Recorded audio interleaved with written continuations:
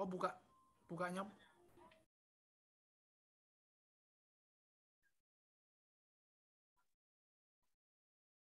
Oh, yang ngurus mahasiswanya sendiri ya? Mahasiswanya sendiri ya yang ngurus ya?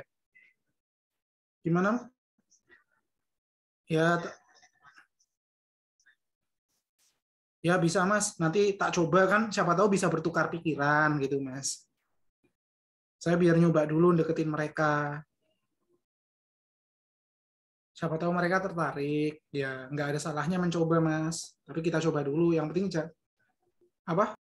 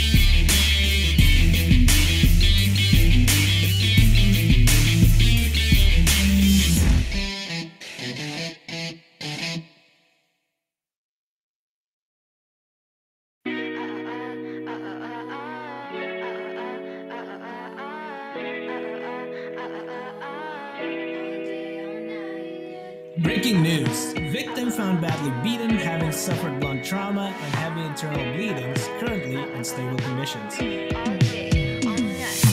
It's been 12 days, I think I'm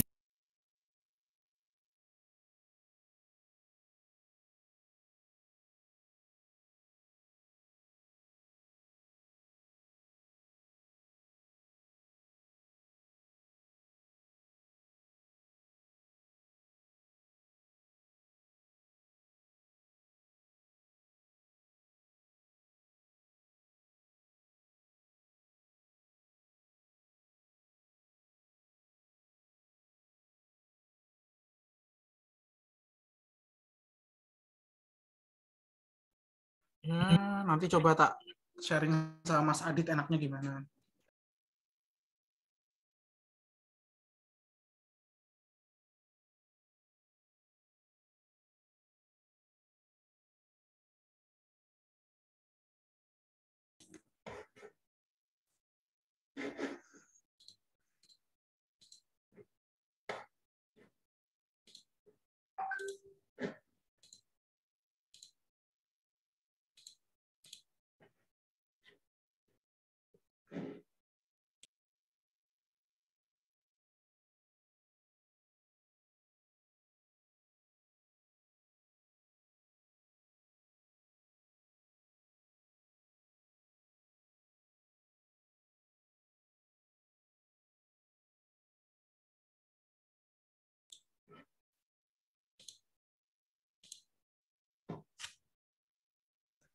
Halo, Assalamualaikum. Kedengar suara saya? Cek 1, 2, dicoba. Ya, masuk Mas. Kedengeran? Ada Pak, ada. Oke, siap. Sebentar ya, saya persiapkan.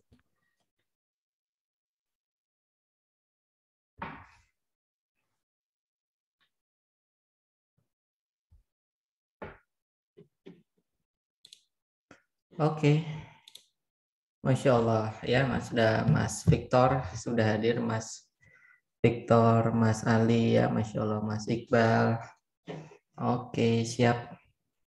Oke, teman-teman, insya Allah kita malam hari ini akan membahas ya pertemuan pertama tentang CRM, di mana insya Allah ke depan kita akan rutin ya, insya Allah setiap hari Rabu malam ya. Kalau sebelum puasa, kalau puasa nanti kita coba cek kira-kira teman-teman available-nya kapan. Oke, teman-teman boleh absen dulu, teman-teman dari kota mana, terus bisnisnya apa ya, biar nanti kita tahu teman-teman sekarang bisnisnya ada apa saja. Boleh ditulis di kolom komentar ya, sebutkan kota sama bisnisnya apa saja. Monggo silahkan, sambil kita tunggu teman-teman yang lain, mungkin insya Allah 2 menit lagi kita mulai. Mas Wahyudi, retail sepatu. Oke, retail ya berarti ya. Kemudian produk minuman, Mas Acan. Retail atau online minumannya? Minumannya franchise atau minuman jualan apa? Resepnya apa tuh, bubuknya gitu, atau retail atau online. Nah, ini ada marketing online, web developer, Masya Allah keren ini Mbak Putri ya, programmer Mbak Putri.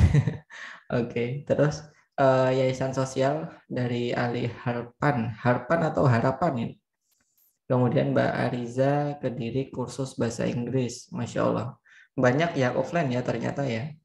Berarti nanti saya kalau nyampein study case offline, insya Allah semoga bisa ini ya, bisa kita sampaikan nanti. Dari Semarang, digital marketing, perusahaan swasta, Jember skincare, Mas Victor, online atau offline jualannya. Terus produk footwear online, Masya Allah, siap. Berarti ada tadi sepatu, ada skincare, ya, ada bahasa Inggris, kampung bahasa Inggris. Ini Mbak Caca nih, customer care, Masya Allah. Terus beras basmati dari rempah instan. Berarti ya berasnya ya Mas ya.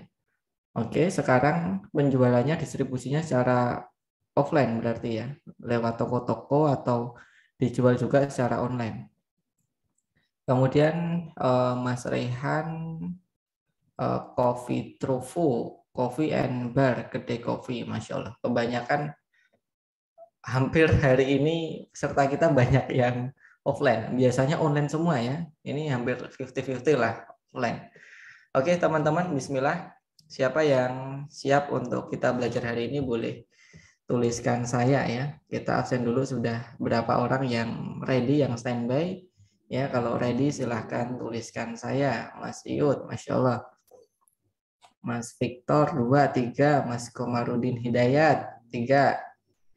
Mas SVR 4, Mas Iqbal, Masya Allah. 5, yuk 10 orang lagi. Sampai 10 orang yang absen. Mas Ali, Mas Kiki, ya. Ya kurang 3 lagi. Kita tunggu 3 orang yang standby lagi. Yuk 3 orang ikut bantu komen biar kita mulai. Oke, ayo saya, Masya Allah Mas Ali. Oke, ya. Mas David ya, Alhamdulillah. Komplit 10 orang lebih nih ya. Oke, bismillah kita mulai ya, dan sambil kita menunggu teman-teman yang lain bergabung ya. Oke, saya izin untuk record. Sama ini nanti insya Allah kemungkinan teman-teman kalau ini materinya cukup private ya, jadi kemungkinan rekamannya tidak kita share. Jadi monggo teman-teman nanti kalau ada mau mencatat atau ada yang mau di screenshot silahkan di screenshot atau dicatat gitu ya. Bismillah. Saya record.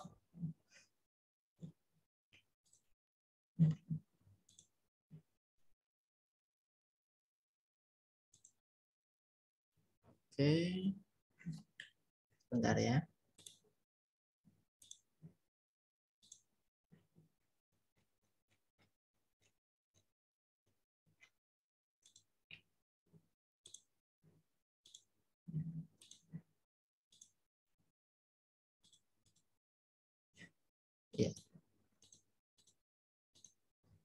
Ya, bismillahirrahmanirrahim. Assalamualaikum warahmatullahi wabarakatuh. Alhamdulillahirrahmanirrahim. Kita kembali diperjumpakan Allah, insya Allah di pertemuan yang berbahagia ini dalam sharing session Flywheel CRM, Flywheel Marketing ya. Kita kolaborasi dengan Creatify. Semoga menjadi pertemuan yang diberkahi Allah, menjadi majelis ilmu, di mana menjadi wasilah Allah memanjangkan umur kita dalam kebermanfaatan, serta meluaskan rezeki kita dalam keberkahan.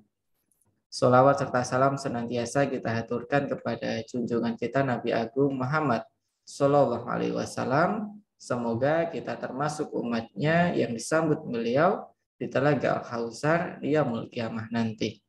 Oke teman-teman, kita bedah ya mulai dari awal. Jadi kalau teman-teman kemarin sudah tonton di e-course atau juga sudah baca di buku, kita mulai dari awal karena ada beberapa pendalaman yang tidak ada di e-course ataupun di buku gitu. Jadi pendalaman ini memang biasa saya sampaikan ketika ada pendampingan gitu. Jadi alhamdulillah beberapa bulan ini kita ada beberapa pendampingan dan untuk beberapa brand, dan itu insya Allah yang akan kita sampaikan pada kesempatan malam hari ini dan kemungkinan setiap 1 pekan sekali gitu. Dan ini mindset kita dalam menjalankan CRM Flywheel Marketing. Ini ada rumus happiness customer ya, jadi ini rumus kebahagiaan pelanggan ya. Ini rumus saya dapatkan dari guru saya ketika saya belajar di Jogja di acara Happy Marketers. Namun yang disampaikan guru saya itu ininya saja gitu, dan saya coba mendalami, alhamdulillah saya combine dengan yang ada di Flywheel, alhamdulillah ketemu rumus ini gitu. Nah, rumus yang pertama adalah 1 + 1 sama dengan 2 atau wajib ya. Artinya apa? Artinya apa yang kita sudah ucapkan ya kepada pelanggan ya. Entah itu kita ucapkan lewat landing page atau kita ucapkan lewat tulisan baliho atau kita ucapkan secara langsung lewat chat CS. Nah, apapun yang sudah kita ucapkan itu artinya wajib untuk kita jalankan gitu. Nah, ibaratkan teman-teman ketika sekarang memberikan janji ke pelanggan ya, itu kan berarti janji adalah hutang ya. Nah, ketika kita berhutang kepada pelanggan, maka reputasi kita ada di level negatif ya. Jadi kalau kita ada janji ya, level reputasi kita ada di level negatif. Itu contohnya gini nih. Ini saya misalkan sama Mas Genta gitu ya. Mas Genta, saya misal temenan sama Mas Genta Ramadan ini. Ya, kemudian di situ saya coba saya main sama Mas Genta, kemudian karena suatu hal saya lupa bawa dompet gitu. Dan saya berangkatnya itu pakai Gojek atau pakai Gokar gitu ya. Kemudian saya datang ke rumahnya Mas Genta, kemudian saya lupa bawa dompet. Kemudian saya ngomong ke Mas Genta boleh nggak saya pinjam uangnya dulu gitu, pinjam 50.000 untuk pulang gitu. Nah, kira-kira Mas Genta mau minjemin saya uang nggak kira-kira menurut teman-teman? Nah, boleh tulis di kolom chat ya. Nah, kira-kira Mas Genta mau minjemin uang ke saya nggak? Misalkan saya pergi ke rumahnya Mas Genta, kemudian lupa bawa dompet, ya. Nah, dan saya pengen pulang gitu. Nah, karena saya lupa bawa dompet, saya pinjam uangnya Mas Genta dulu. Kira-kira dipinjemin nggak sama Mas Genta? Boleh tulis di kolom komentar ya. Nah, mau saja ya, dengan syarat harus ditunaikan utangnya. Gitu. Nah, kemudian saya janji ke Mas Genta, karena syaratnya adalah harus ditunaikan kan. Ya sudah Mas Genta, saya tunaikan. Insya Allah besok pagi jam 8 saya tunaikan. Gitu. Tapi ternyata jam 8 ya, saya HP-nya mati gitu ya. Dihubungi Mas Genta nggak bisa, ditelepon nggak bisa. Kemudian Mas Genta nyari saya, nagih janjinya kok belum dibayar, padahal sudah lewat jam 8 ya. Nah, kemudian Mas Genta hubungi saya kemana-mana nggak ketemu, nggak bisa karena HP saya mati.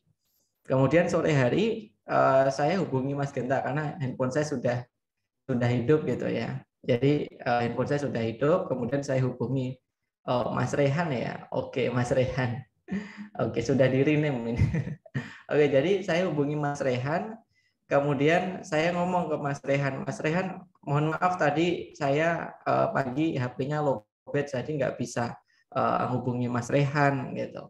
Nah, cuman ini saya butuh uang lagi Mas Rehan, karena ada suatu hal saya butuh uang lagi, dan karena saya juga lupa bawa dompet saya. Kira-kira boleh nggak Mas Rehan saya pinjam uangnya lagi gitu, 50.000, nanti insya Allah besok sore saya kembalikan. Kira-kira dikasih nggak sama Mas Rehan? Ayo teman-teman. Nah, ketika tadi saya dihubungi Mas Rehan, nggak dikasih ya. Itu kenapa? Karena reputasinya Latif Setiawan di hadapannya Mas Rehan itu sudah apa? Sudah negatif, sudah hilang kepercayaannya. Gitu. Maka kalau teman-teman seandainya punya pelanggan, kemudian teman-teman pernah menjanjikan sesuatu dan belum kita penuhi, maka tadi yang dikatakan Mas Rehan, kepercayaannya sudah hilang. Gitu. Jadi kalau saya nyebutnya adalah reputasi kita ada di level negatif. Padahal teman-teman ya, salah satu alat tukar untuk kita bisa berjualan, untuk transaksi apa kira-kira teman-teman? Ya, selain dari uang, kira-kira alat tukarnya apa? Ya, alat tukar dari transaksi gitu, trust gitu. Jadi teman-teman, padahal alat tukar kita beli sesuatu itu adalah trust. Ya, teman-teman misalkan pengen beli motor, pasti dicari ya penjual yang amanah. Ya. Teman-teman pengen beli baju, pasti dicari yang benar-benar kualitasnya bagus gitu ya. Nah, artinya trust itu adalah alat tukar kita untuk bertransaksi selain dari uang. Pasti ya orang akan mempertimbangkan ketika mereka trust dengan kualitas kita, trust dengan service kita, dan trust kita orangnya amanah. Maka teman-teman ya, kalau itu masih ada yang mengganjal ya di hati customer, kemudian saat ini belum kita tunaikan gitu. Nah, kemungkinan trust itu masih ada yang belum kembali. Maka tugas kita adalah yang pertama mengembalikan trust dari customer. Gitu ya. Caranya gimana? Caranya teman-teman bisa mendata di sini ya, rumus 1 tambah 1 sama dengan 2, ya benar ya. Artinya apa yang kita ucapkan itu wajib kita lakukan. Maka tugas teman-teman adalah mendata janji kita kepada tim dan pelanggan. Gitu ya. Kalau teman-teman punya mitra, berarti janji kepada tim, ke pelanggan, dan ke mitra. Gitu. Jadi yang pertama teman-teman janji, ada nggak yang pernah kita ucapkan tapi belum kita tepati? Misalkan kita jualannya fashion, kemudian janji memberikan kualitas yang terbaik. Tapi karena suatu saat ya kita ngejar lebaran, kita ngejar puasa, kita ngebut produksinya. Hingga akhirnya banyak yang reject gitu. Nah, padahal janji kita itu kualitas yang terbaik dengan spesifikasi ABCDE. Tapi karena kita ngejar ya sudah, akhirnya kita jual. Nah, setelah itu customer komplain tuh. Nah, gitu. Jadi ada nggak janji yang pernah kita ucapkan kepada pelanggan? Entah kita tulis di landing page, entah dari chat CS kita, entah kita ucapkan secara langsung. Kira-kira ada nggak yang pernah kita ucapkan kepada pelanggan tapi belum kita tunaikan? Ayo teman-teman, kalau dulu saya pernah janji sama pelanggan saya itu ketika saya nulis buku Behind the Scene Pembinaan Reseller untuk memberikan mentoring eksklusif. Itu 8 kali pertemuan. Dan itu alhamdulillah bisa kita tunaikan setelah 2 bulan. Karena pertemuannya setiap hampir 1 minggu sekali gitu ya. Dan itu 2 bulan ya ternyata membayar janji itu nggak mudah ya, butuh komitmen. Tapi alhamdulillah dari situ saya malah jadi terbentuk behavior untuk sharing gitu ya. Jadi malah sekarang sharingnya malah enak gitu, nyaman. Mungkin behavior itu sudah terbentuk. Nah, kira-kira teman-teman silahkan diingat-ingat ya. Kira-kira ada nggak janji teman-teman kepada pelanggan yang sudah diucapkan, sudah ditulis, sudah disampaikan, tapi belum kita tunaikan? Nah, kalau ada silahkan tulis di kolom komentar. Ya, oke, teman-teman silahkan. Teman-teman langsung keinget ada janji customer untuk buatin Google Business. Nah, ya, jadi Mbak Putri ya, insya Allah itu bisa ditulis ya. Janji kepada customer membuatkan Google Business. Gitu. Yang lain teman-teman ada ya. Kenapa janji itu harus kita tunaikan? Karena janji itu konsekuensinya berat. Kalau janji itu tidak ada ribanya saja, gitu, utang itu nggak ada ribanya, insya Allah kita akan dituntut. Kalau tidak dituntut di dunia, insya Allah kita akan dituntut di akhirat. Dan ketika kita dituntut di akhirat, yang diambil itu bukanlah uang kita, karena kita nggak punya uang. Ya, yang diambil adalah pahala kita. Kalau pahala kita habis, ya maka kita ngambil dosanya. Maka kalau kita ketemu orang yang seperti itu gimana? Tapi mungkin kalau kita ketemu orang yang dia seorang yang ikhlas, mungkin dimaafkan. Tapi kalau kita ketemunya orang seperti itu besok di akhirat, karena di akhirat tuh semuanya saling menuntut, semuanya pengen selamat gitu. Bahkan tidak kenal kakak adiknya sendiri gitu, tidak kenal keluarga, yang penting bisa menyelamatkan diri mereka sendiri. Nah, langsung ingat, kalau saya pernah membuat customer seduh manual. Makanya mumpung remanajemen kita lagi melatih barista bisa seduh kopi manual pakai Vietnam Drip dan F16. Nah, oke. Jadi ini seduh ya, manual ya. Jadi yang disiapkan adalah seduh manualnya ya, Mas Rihan ya. Gitu. Nah, itu. Jadi itu silahkan teman-teman tulis. Nah, ya. Terus janji kepada customer untuk merevisi produk dari segi kualitas agar lebih baik dan tidak mengecewakan customer kemudian hari. Oke, revisi produk. Ada espresso, kopi, susu, dan seduh manual juga. Oke, berarti banyak ya janjinya Mas Rehan ya. Oke, jadi teman-teman, kalau teman-teman sudah janji, ya maka ketika sudah janji itu sudah dicatat itu janji kita, teman-teman. Nah, kira-kira apakah janji kita itu akan dimaafkan? Sama orang yang kita beri janji, apakah mereka ridho? Belum tentu mereka ridho dengan janji kita. Ketika kita saat ini belum menunaikan janji sesuai dengan apa yang kita ucapkan. Maka ya tugas kita adalah mencari ridho dari customer kita tersebut. Gitu. Caranya gimana? Dengan mengakadkan ulang. Gitu. Jadi teman-teman hubungi customernya, ya misal janjinya bulan Maret, ya kita bilang Assalamualaikum Mbak, gitu. Waalaikumsalam, gitu ya. Nah, mohon maaf Mbak, kemarin kita pernah janjiin ini ya, dan kita janjinya di bulan Maret kita tunaikan. Tapi karena suatu hal kita belum bisa menunaikan di bulan Maret.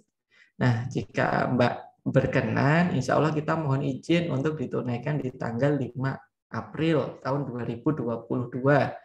Misalkan seperti itu. Jadi teman-teman harus mengakadkan ulang kapan itu mau ditunaikan. Gitu ya. Jadi teman-teman, ketika saya pernah mengunjungi sebuah rumah sakit dan itu ibu saya sakit gitu ya. Nah, kemudian jarak rumah sakit dengan rumah saya cukup jauh. Gitu, dan saya harus bolak-balik karena saat itu adik baru mondok, kakak juga di luar kota. Kemudian otomatis yang bolak-balik saya, sedangkan saat itu baru COVID. Jadi anak saya, istri saya fokus di rumah. gitu. Nah, di situ saya coba nanya ke dokter, nanya ke perawat gitu ya. Mbak, kira-kira kapan diagnosa ibu saya muncul gitu? Kira-kira kapan? Kemudian apa kata dari perawat? Dia bilang, nggak tahu mas, karena kita nggak tahu dokternya kapan bisa diagnosa gitu. Padahal teman-teman, kalau seandainya bisa didiagnosa, misal siang itu, sorenya tuh bisa saya tungguin gitu loh. Karena itu hari di mana sudah 3 hari, biasanya 3 hari kan boleh pulang gitu kan. Nah saya tungguin, tapi jawaban dari dari perawatnya itu dia bilang nggak tahu. Kemudian apakah sudah dihubungi Mbak gitu? Sudah Mas, tapi kita nggak tahu balasnya kapan gitu. Nah kira-kira teman-teman, seandainya teman-teman ada di suatu tempat, kemudian ketika kita nanya ya, kapan Mbak pulangnya gitu. Misal di rumah sakit, kemudian kita nanya kapan bisa pulang, jawabannya nggak tahu. Kapan ibu saya bisa sembuh kira-kira, jawabannya nggak tahu. Kira-kira gimana teman-teman perasaan teman-teman? Dan ini kondisinya di rumah sakit teman-teman. Hanya saya dengan ibu saya. Kalau saya pulang itu kan berat hati ya, karena rumahnya jauh gitu kan. Mending saya tungguin sampai pulang kan gitu. Tapi nggak jelas kepastiannya kapan. Kira-kira teman-teman kalau kondisinya seperti itu gimana? Atau baru pesan makanan, kemudian kita kita nanya kira-kira berapa jam ya Mbak? Nggak tahu Mas, ditunggu aja. Gitu, kira-kira gimana teman-teman? Apa perasaan teman-teman ketika ada jawabannya nggak tahu? Gitu. Tidak ada kepastian. Ketika tidak ada kepastian, apa yang teman-teman rasakan? Kecewa nggak? Ya, dan barangkali ketika kita kecewa, kita tuh langsung tidak menanggapi dari customer service-nya atau pelayan dari restoran tersebut atau perawat, kita langsung pergi, mungkin seperti itu. Nah, betul. Ya, jadi nggak ada usaha benar. Mungkin karena rumah sakit itu cukup masuk ke desa gitu ya. Jadi letaknya bukan di pusat kota, mungkin gajinya sedikit, mungkin seperti itu ya. Nah, jadi ya ala kadarnya gitu ya. Baik kami pelanggan kecewa, reputasi bisa turun. Betul, lebih baik rugi materi daripada rugi reputasi. Gitu, karena reputasi adalah mahkota dari branding gitu ya. Pas jadi paling tinggi itu reputasi. Reputasi itu bisa menghasilkan trust. Oke, jadi teman-teman ya kesel. Nah, makanya kesel teman-teman harus di sini nulis kira-kira kapan ya janji kita itu mau kita tunaikan, teman-teman sampaikan kepada pelanggan, follow up ulang, minta keridhaan dari pelanggan kita. Gitu, mumpung masih kita bisa diberikan kesempatan untuk membayar ya dari apa yang kita janjikan. Gitu ya. Nah, itu ya teman-teman ya. Jadi tapi kayaknya janji buat baju untuk tim content writer ya kan. Nah, jadi memang nggak gampang ya memenuhi janji, tapi insya Allah kalau kita timeline kan bisa kita bayar secara pelan-pelan ya, nggak langsung semuanya gitu ya. Jadi secara berkala ya. Nah, jadi teman-teman silahkan nanti ditulis. Nah, terus teman-teman ternyata dalam CRM ini ada yang namanya fundamental. Fundamentalnya kita itu adalah harus mempunyai satu value. Ya, satu sifat yaitu amanah. Betul, harus diakatkan ulang. Jadi teman-teman misalkan nih, kalau seandainya teman-teman janji ditanya pelanggan, ya mau dikirim kapan Mbak? Ngirimnya hari Senin jam 12. Ternyata Senin jam 12 itu crowded banget, orderannya banyak, sehingga teman-teman nggak bisa ngirim jam 12 siang. Nah, kemudian apa yang harus kita lakukan? Ketika itu terjadi pending, teman-teman harus menghubungi customer. Harus diakatkan ulang. Misalkan kita bisanya jam 1, kita hubungi misalkan, Assalamualaikum Mas Rizam, mohon maaf, ini karena kita hari Senin crowded, karena di luar dari dugaan, kita belum bisa ngirim jam 12, kemungkinan kita ngirimnya baru jam 13. Gitu. Jadi teman-teman harus mengakatkan ulang. Jadi apapun yang sudah kita sampaikan, itu harus kita akatkan ulang ketika kita sudah berjanji gitu. Ya, misalkan ketika ada customer kelebihan transfer 1.000 gitu ya. Kita ngecek ongkirnya 19.000, ternyata 18.000. Maka itu juga harus kita sampaikan. Gitu. Jadi teman-teman ya, kunci dari menjalankan level 1 ini adalah kita menjadi orang yang amanah. Apa yang kita katakan, yaitu yang kita lakukan. Gitu ya. Jadi tugas teman-teman ini nih, yang pertama memenuhi janji kepada tim, memenuhi janji kepada pelanggan, dan memenuhi janji kepada mitra. Kenapa? Karena agar ucapan kita itu dipercaya, agar orang trust lagi ke kita, maka kita penuhi dulu janji kita. Gitu. Kalau kita sekarang banyak janji tapi kemarin belum terpenuhi, mungkin orang bilang, alah kemarin aja belum terpenuhi, sekarang udah janji-janji lagi, paling nggak dipenuhin lagi. Kira-kira teman-teman sering punya self-talk seperti itu enggak? Ketika dijanjiin sama satu brand yang kemarin belum terpenuhi, kita kadang ngomong ke diri kita sendiri seperti itu enggak, teman-teman? Ah, kemarin juga belum berhasil, ini udah janjiin lagi, alah gitu, dan seterusnya.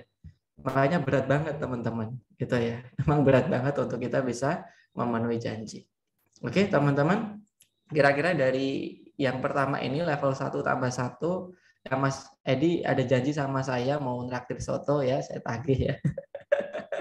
Oke, teman-teman, kira-kira ada pertanyaan ya. Rumus 1 tambah 1 sama dengan 2. Ya, kalau ada pertanyaan, monggo silahkan boleh dituliskan di kolom komentar. Nanti insya Allah habis ini kita bahas tentang setting produk. Nah, setting produk ini agak berat bahasannya, jadi kemungkinan agak panjang. Jadi kita jeda dulu ya untuk sesi tanya jawab terkait dengan janji kepada pelanggan. Monggo teman-teman sambil saya siapkan untuk coret-coretannya ya. Itu karena kita butuh coret-coretan untuk ini ya. Oke, teman-teman monggo silakan kalau ada pertanyaan boleh langsung ditanyakan. Monggo, Mas Edi kalau mau bertanya, Mas Rizam, Mas Rehan ya. Nah, monggo teman-teman.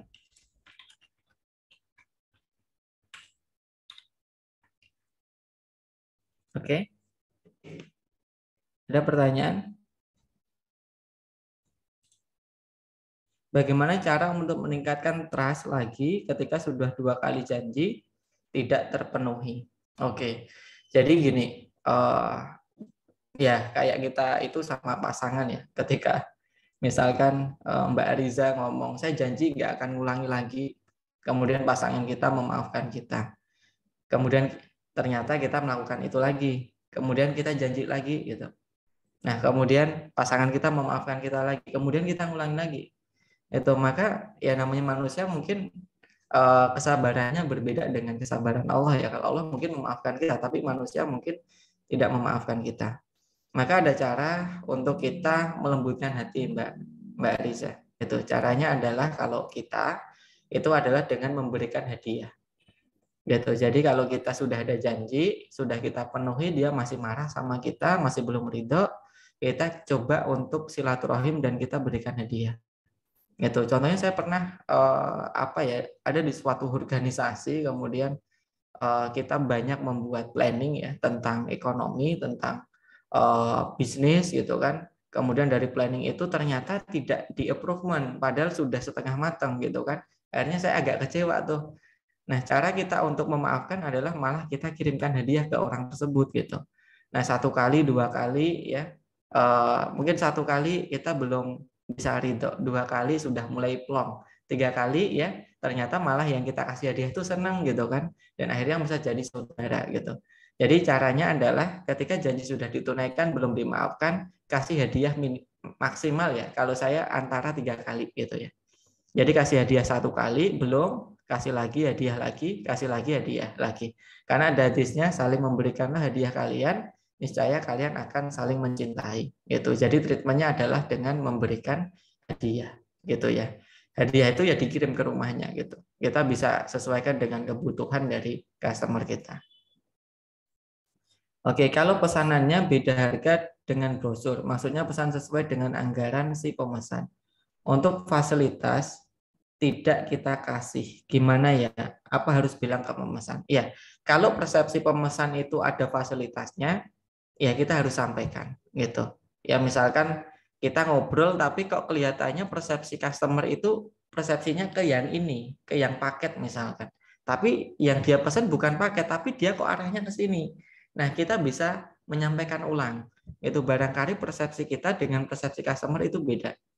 Gitu. Makanya ketika saya sekarang ya di GMAP itu Ketika misalkan kemarin ada jasa TikTok agensi, saya suruh dulu baca gitu kan, baca biar kita persepsinya sama gitu ya. Kalau teknisnya seperti ini, ridho atau tidak? Kalau ridho saya lanjutkan gitu. Kalau ada yang bingung, saya boleh ditanyakan. Jadi kalau persepsinya kemungkinan bisa beda, itu bisa kita sampaikan. Gitu. Kenapa? Karena di TikTok agensi itu kebanyakan ya persepsinya adalah kita buatkan semua konten. Padahal di TikTok agensi itu kita spesialis buat konten edukasi. Jadi konten hard selling, soft selling itu tidak kita buatkan. Makanya kita buat tulisan dulu biar persepsinya sama gitu. Khawatirnya nanti kalau sudah deal ternyata ya kita buatin edukasi tapi persepsi customer itu adalah hard selling dan soft selling. Nah, nanti kan beda gitu. Jadi bisa disampaikan, Mas. Sebelum deal itu boleh disampaikan. Itu sebelum transfer ya. Sebelum transfer itu boleh disampaikan. Kalau sama-sama ridho ya insya Allah monggo silakan. Kenapa? Karena prinsip kita berbisnis dalam Islam adalah pedagang untung, pelanggan untung gitu ya. Jadi jangan sampai ada pihak yang dirugikan gitu. Gitu. Ada lagi yang mau ditanyakan? Monggo silakan. Oke, kalau tidak ada, boleh teman-teman ketikkan lanjut ya. Izin tanya, monggo silahkan Mbak Husnul Fatimah, monggo silahkan.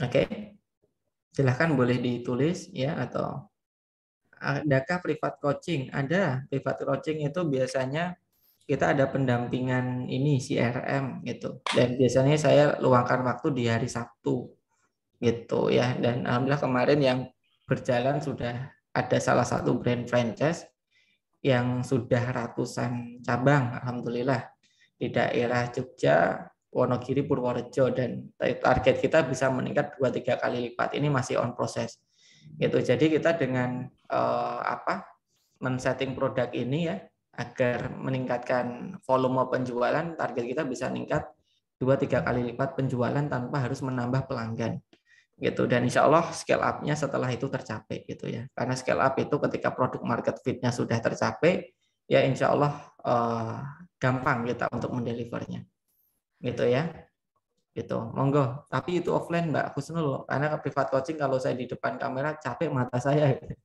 Jadi lebih enak offline, ketemu langsung di Jogja tempatnya gitu. Ada lagi yang mau disampaikan? Mas mau tanya. Boleh Mas, silahkan. Kalau misalnya orang udah ngisi form, terus tandanya kan dia udah niat banget, terus tiba-tiba ketika di follow up cuman nge-read doang, itu gimana Mas balesnya Mas? Oke. Ini Mas Rio ya namanya? Iya Mas. Mas Rio pakai apa? Pakai Facebook Ads kan? Facebook Ads sama TikTok Ads. TikTok Ads ya. Oke. Nah kalau saya nggak follow up Mas. Jadi gini, kalau saya sudah follow up 3 kali Mas Rio, ya itu saya tidak follow up lagi. Gitu. Kenapa? Nanti kesannya kita yang butuh uang mereka. Gitu. Jadi kesannya Mas Rio nanti reputasinya akan turun karena seolah-olah kita ngejar mereka. Gitu ya. Oh ini Mas Rio tuh butuh uangku banget nih, ngejar-ngejar aku di follow up. Nah, hingga akhirnya reputasi brand kita turun. Gitu. Sehingga nanti mungkin mindset orang ke kita ya brandnya murah, bisa ditawar dan seterusnya kalau kita sampai terus memfollow up, bahkan kalau kita sampai ngasih diskon. Jadi reputasi kita malah turun. Nah, jadi yang saya lakukan adalah Mas Rio, saya follow up maksimal 3 kali. Kalau sudah 3 kali, saya undang ke grup, gitu.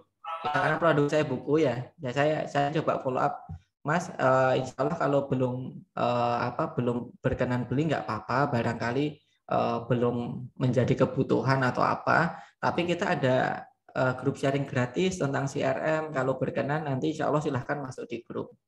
Gitu. Jadi kalau seandainya ada customer yang 3 kali di follow up belum balas, saya masukin di grup. Gitu. Jadi itu dalam rangka mempertahankan circle kita, biar circle kita itu tidak lepas gitu loh. Dan belum tentu orang itu nggak beli produk kita, terus dia besok nggak beli produk kita. Mungkin ketika diedukasi mereka akan beli produk kita. Jadi kalau saya sudah 3 kali masukin di grup Mas Rio. Biasanya yang 3 kalinya itu pertama apa, kedua apa, ketiga apa Mas biasanya? Oke, jadi dari buku Crazy Marketing itu dijelaskan ada perusahaan namanya King Kong Marketing dari Australia ya, kalau nggak salah ya. Nah itu jadi di situ ada statement kalau penjual yang baik bukanlah penjual yang banyak atau yang pintar ngomong gitu, tapi yang penjual yang sukses itu adalah penjual yang pintar bertanya dan pintar memberikan solusi. Gitu. Jadi kalau saya Mas Rio, ketika ada customer masuk itu tidak langsung di follow up jualan, tapi ditanyain dulu. Assalamualaikum Mas Latif, waalaikumsalam. Mohon maaf dengan siapa? Dengan Mas Rio. Mas Rio kalau boleh tahu produknya apa ya? Produk saya skincare gitu. Oh Masya Allah produknya skincare. Kalau boleh tahu sudah punya reseller atau belum? Oh belum. Gitu. Berarti baru bangun sistem reseller ya? Iya. Kalau boleh tahu bisnisnya sudah berapa usianya? Gitu. Jadi Mas Rio bisa membuat pola-pola pertanyaan yang nanti bisa mengerucutkan ke produknya Mas Rio. Gitu. Jadi produknya Mas Rio apa? Aksesoris wanita. Aksesoris wanita. Nah, aksesorisnya produknya banyak nggak? 3 sih, kalung, gelang, cincin. Oke. Jadi Mas Rio itu coba buat pertanyaan disusun ya, yang dimana nanti Mas Rio akan tahu kebutuhannya itu galung kah, gelang kah, atau apakah. Gitu. Jadi kalau saya akan tahu, oh ini orang baru mulai bisnis reseller, maka saya tawarkan buku.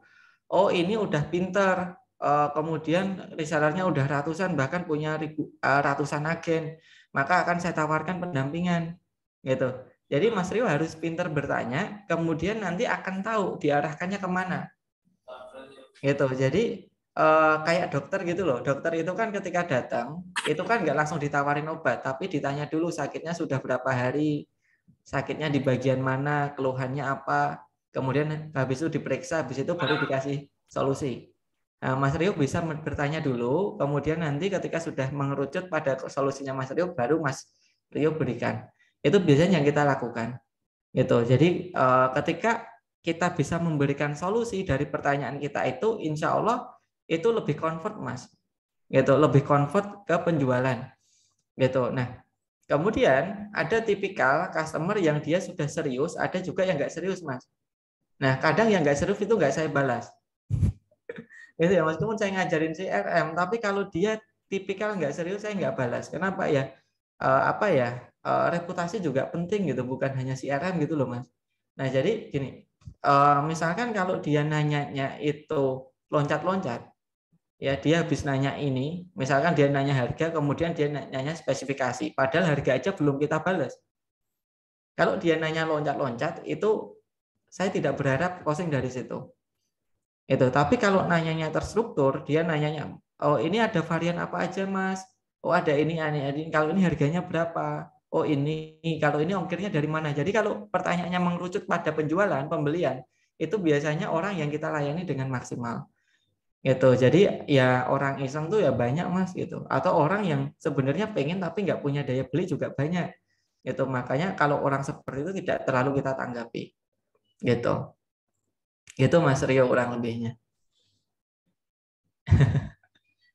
Kecepatan nggak?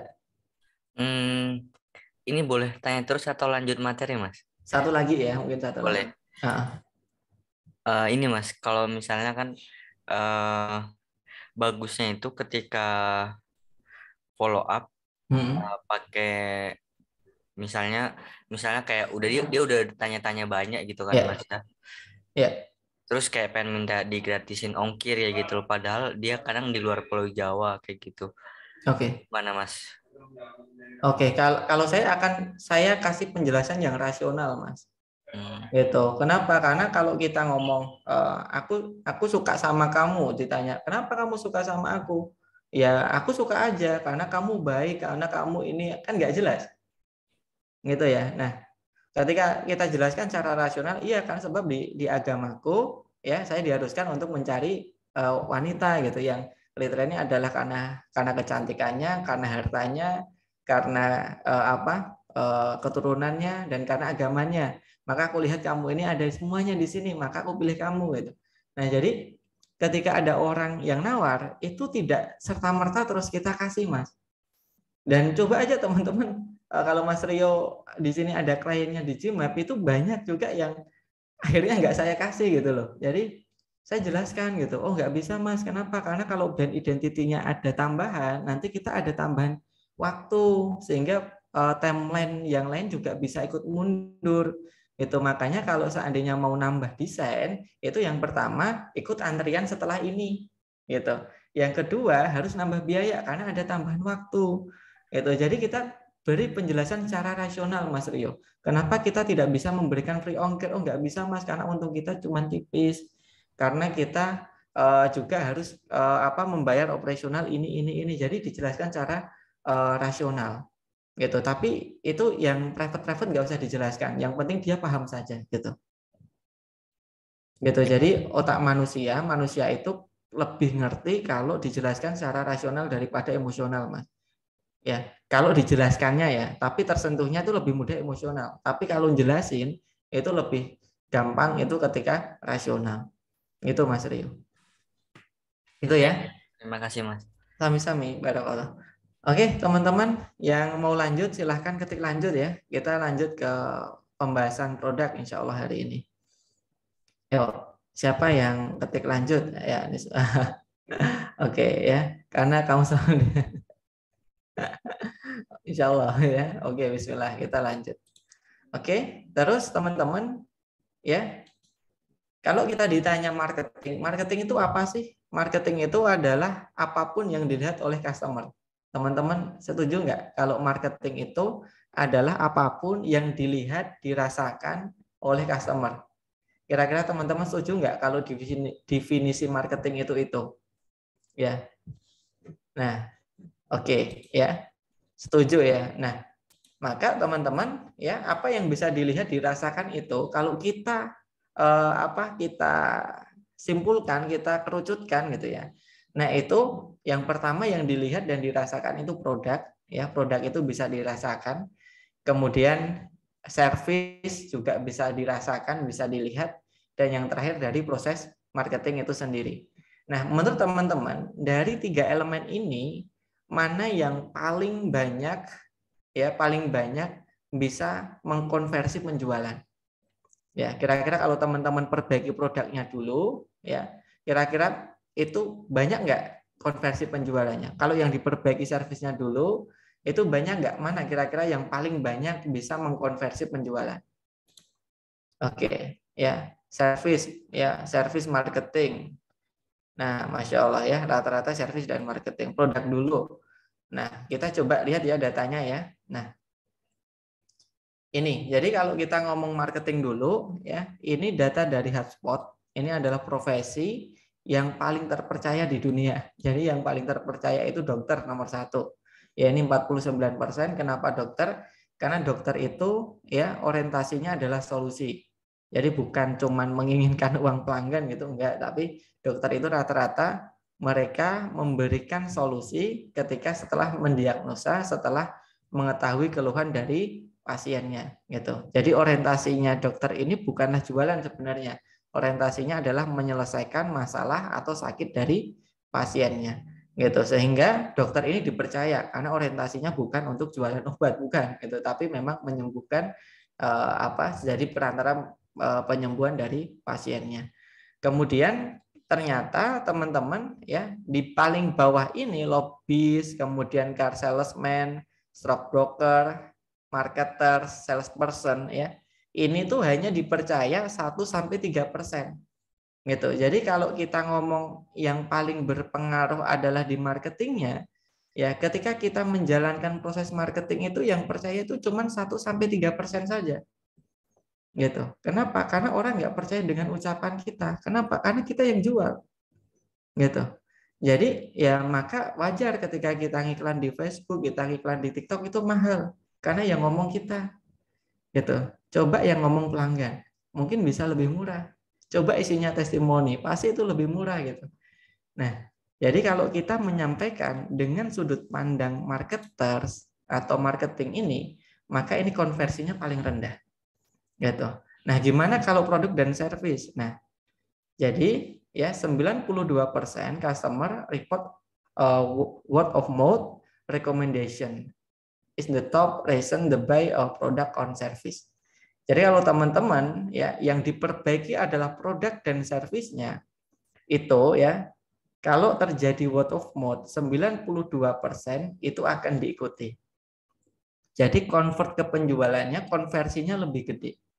Gitu ya. Kenapa? Karena kalau teman-teman misalkan ya saat ini berkunjung di sebuah restoran, kemudian menunya enak, kemudian harganya murah, ya belinya murah tapi dapatnya banyak banget dan enak lagi. Nah kira-kira besok lagi teman-teman mau beli ke situ nggak kira-kira? Seandainya teman-teman beli ke restoran udah murah, enak, dapat banyak gitu kan, bersih lagi tempatnya, ya. Maka beli lagi. Makanya Mas Edi harus enak, harus murah, harus banyak gitu ya. Gitu. Jadi ya ini produk. Maka ketika produk itu bagus, maka customer itu akan balik lagi. Ya. Nah, kemudian kalau ditambah dengan servis yang bagus, ya teman-teman ketika berangkat ya ke restoran tersebut naik motor misalkan, kemudian ketika hujan ya ada tukang parkir yang bawain kita payung, kemudian diantar sampai masuk ke restoran. Kemudian di situ kita disambut sama waiter, selamat datang Mas Edi, kalau boleh tahu untuk berapa orang? Oh, untuk 5 orang Mbak gitu. Kemudian kita dipersilahkan duduk di tempat meja khusus. Kemudian kita ditawarkan buku menu. Kemudian tidak sampai 10 menit menunya sudah datang. Kemudian ketika kita mau bayar, kita cukup manggil waitersnya, kemudian kita dihampiri, ya bayarnya sekian Pak gitu. Jadi nggak usah ngantri di kasir. Kemudian ketika kita pulang, ya motor kita dilap sampai bersih, sampai tidak ada yang basah lagi. Kira-kira kalau teman-teman diperlakukan seperti itu gimana di sebuah restoran? Dan ada teman-teman, ada restoran seperti itu. Saya pernah membagikan kisah saya di Facebook saya gitu ya. Nah, maka akan sangat berkesan. Nah, kalau seandainya berkesan sudah produknya enak, servisnya bagus, ya kira-kira teman-teman bakal ngajak teman ke situ nggak? Misalkan ada teman dari luar kota, kemudian dia berkunjung di tempatnya teman-teman, atau teman-teman punya teman kerja atau punya karyawan, kira-kira mau diajak ke situ nggak? Gitu, pasti diajak. Nah, makanya ketika kita ngomong flywheel marketing, kita ngomong CRM, yang kita fokuskan itu dari kiri dulu. Yang pertama produknya, ya, karena kalau produknya bagus, ya, insya Allah kita nggak usah nambah customer, beneran, nggak usah nambah marketing, insya Allah penjualan naik. Gitu. Kenapa? Karena repeat order meningkat. Yang pertama. Apalagi nanti kalau kita optimasi dengan 3 jenis produk. Yang pertama traffic, cash, sama produk pelengkap. Gitu. Jadi itu bisa naik meskipun tanpa kita menambah marketing. Kemudian yang kedua adalah service. Ini juga sama, bisa berpotensi penjualan kita naik tanpa nambah marketing, tanpa nambah customer gitu. Nah, maka paling gampang untuk nambah omset itu di sini, di produk dan di service. Nah, kalau ininya sudah bagus, baru kita scale up lewat marketing, itu jauh lebih mudah. Kenapa? Karena di situ sudah ada testimoni. Jadi ketika ada orang puas, mereka mereview di Facebook, mereka mereview di TikTok, itu kita repost, kemudian kita iklankan lewat Facebook marketing, lewat Instagram marketing, maka kira-kira lebih murah nggak iklannya? Kalau ngiklannya itu ya pakai testimoni pelanggan. Kalau ngiklannya itu pakai review pelanggan yang real terjadi di tokonya teman-teman. Kira-kira ya ketika kita ngiklan itu kira-kira budgetnya lebih murah atau enggak kira-kira? Kalau kita ngiklannya pakai testimoni. Ya, kira-kira lebih murahan mana kita ngiklannya pakai testimoni atau kita ngiklannya pakai sudut pandang kita sendiri sebagai penjual? Gitu, kira-kira lebih murah Mas, lebih trust. Ya, karena yang ngomong adalah customer. Maka tugas kita adalah menyampaikan ulang apa yang disampaikan oleh customer. Maka kalau teman-teman seandainya lihat di Facebook, di WhatsApp, itu sebenarnya saya storytelling di situ teman-teman. Gitu, itu alhamdulillah konversinya lumayan tinggi. Gitu, meskipun cuma status panjang gitu ya, nggak pakai landing page gitu ya. Nah, itu konversinya alhamdulillah tinggi gitu. Kenapa? Karena saya menceritakan ulang apa yang dirasakan oleh customer. Gitu. Jadi storytelling itu secara simpelnya adalah menceritakan ulang pengalaman customer. Itu secara simpelnya. Jadi teman-teman tugasnya cuma menceritakan. Gitu ya. Nah, kenapa? Karena cara mendeliver value paling efektif adalah dengan cerita. Gitu. Jadi kalau teman-teman deliver value-nya langsung hard selling, orang sudah ngeblok dulu, sudah otak retailnya sudah ngeblok dulu gitu. Tapi kalau dengan storytelling, insya Allah itu lebih mudah masuk ke otak manusia. Gitu. Jadi teman-teman ya, ini dulu yang kita akan optimasi. Jadi hari ini insya Allah kita akan bahas tentang produk. Oke. Nah, oke, kita langsung study case aja teman-teman. Teman-teman produknya apa? Yang pengen kita jadiin study case, silahkan produknya tulis di kolom komentar.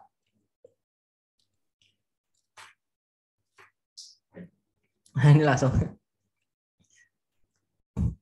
ditulis ya. Oke, kita pilih yang paling banyak aja, skincare mungkin ya. Oke, ya. Nah, ini agak berat sih sebenarnya skincare ya. Kenapa? Karena banyak yang jual sudah red ocean, skincare, fashion. Nah, mungkin kita ambil skincare dan fashion ya, yang mungkin sudah red ocean ya.